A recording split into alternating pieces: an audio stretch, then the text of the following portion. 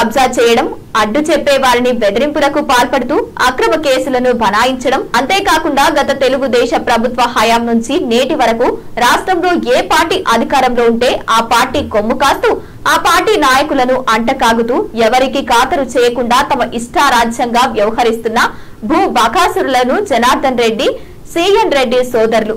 ఇక వివరాల్లోకి వెళ్తే యాదాద్రి భువనగిరి జిల్లా వరిగొండ మండలం ఆరూరు జిల్లాలో 3వ అతిపెద్ద రెవెన్యూ పరిధి గ్రామ పంచాయతీ సర్వే నంబర్ 693, 691, 699, 708, 711లో సుమారు 45 ఎకరాలకు పైగా ప్రభుత్వ భూమిని లావణ్య పట్టా కలిగిన దళిత భూములకు అక్రమంగా ఆక్రమించుకుని సాగుబడి వ్యవసాయం, చేపల చెరువుల వ్యాపారం చేసుకుంటూ బెదిరింపులకు పాల్పడుతున్న వ్యక్తిపై చర్యలు తీసుకోవాలని గ్రామానికి చెందిన కాంగ్రెస్ పార్టీ నాయకులు యాదాద్రి భువనగిరి జిల్లా కలెక్టర్ కు సోమవారం ప్రజావాణిలో వినతి పత్రం సమర్పించి మీడియాతో మాట్లాడారు. తమ ఆరూరు గ్రామానికి చెందిన భూ కబ్జాదారులపై గత సంవత్సరం కాలం పైగా అనేక మార్లు జిల్లా ఉన్నతాధికారులకు ఫిర్యాదు చేసినప్పటికీ ఫలితం లేకుండా పోయిందని ఆవేదన వ్యక్తం చేశారు. జనార్దన్ రెడ్డి, సిఎన్ రెడ్డి తమ అనుచరులతో భూ కబ్జాకు పాల్పడుతున్న విషయంపై సంవత్సరం కాలం జిల్లా అధికార యంత్రాంగానికి సంబంధించి శాఖ అధికారులకు ఫిర్యాదు చేసినప్పటికీ ఫలితం లేకుండా పోయిందని ఆవేదన వ్యక్తం చేశారు.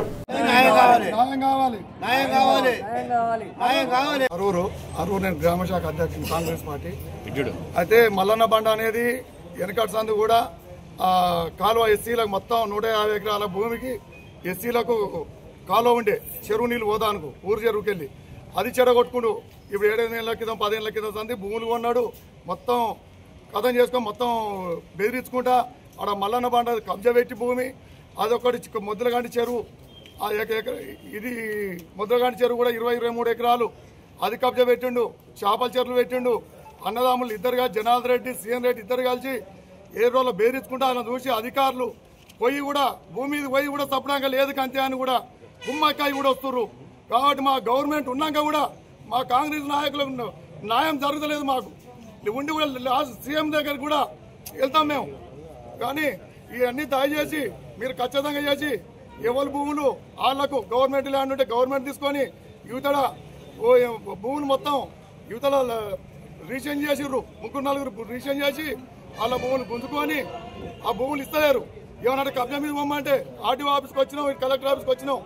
వచ్చినాక కూడా వాళ్ళు వచ్చి మా భూములు ఇస్తలేరు అంటే ఆర్టీఓ ఆఫీస్కి వచ్చిర్రు. వచ్చినాక మళ్ళీ తీసుకుపోయి ఎంఆర్ఓ దగ్గర సంతకం పెట్టించుకుర్రు.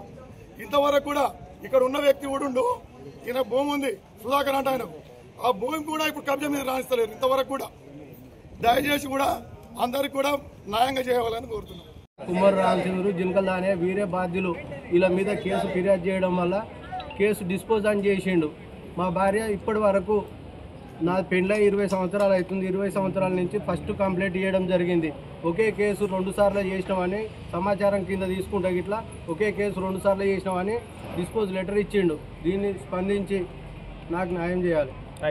మనం వచ్చినాం దాదాపు వాళ్ళందరికీ వాళ్ళు ఎప్పుడు కొట్టే ప్రయత్నం, భయపెట్టే ప్రయత్నం చేస్తారు. ఇప్పుడు కూడా మా ఎవరికైనా ఏమైనా కూడా ప్రాణభయం సిఎన్ రెడ్డి, జనార్దన్ రెడ్డి ఇది చెప్పని ఎవరికి ఏమైనా కూడా బాధ్యులు, పూర్తి బాధ్యులు. ఎందుకంటే 20 ఎకరాలు మేము కంప్లీట్ ఇస్తున్నాం. దాని 20 ఎకరాల కోసం ఎక్కడ పైసలు కావాలనుకో మనం సంపాదించు. కానీ మాకు ఇంతమంది ఏ ఒక్కరికి ఏమైనా బాధ్యులు జనార్దన్ రెడ్డి, సిఎన్ రెడ్డి వీళ్ళిద్దరు పూర్తి బాధ్యులు. ఎవరికి ఏమైనా కూడా ఇంత వాళ్ళ ఆధీనం ఇంత భూములు ఉన్నాయి కాబట్టి మేము తీయడానికి ప్రయత్నం చేస్తున్నాం. ఆ ప్రయత్నంలో మాకు ఏమన్నా కావచ్చు కానీ పూర్తి బాధ్యత వాళ్ళే అవుతారు.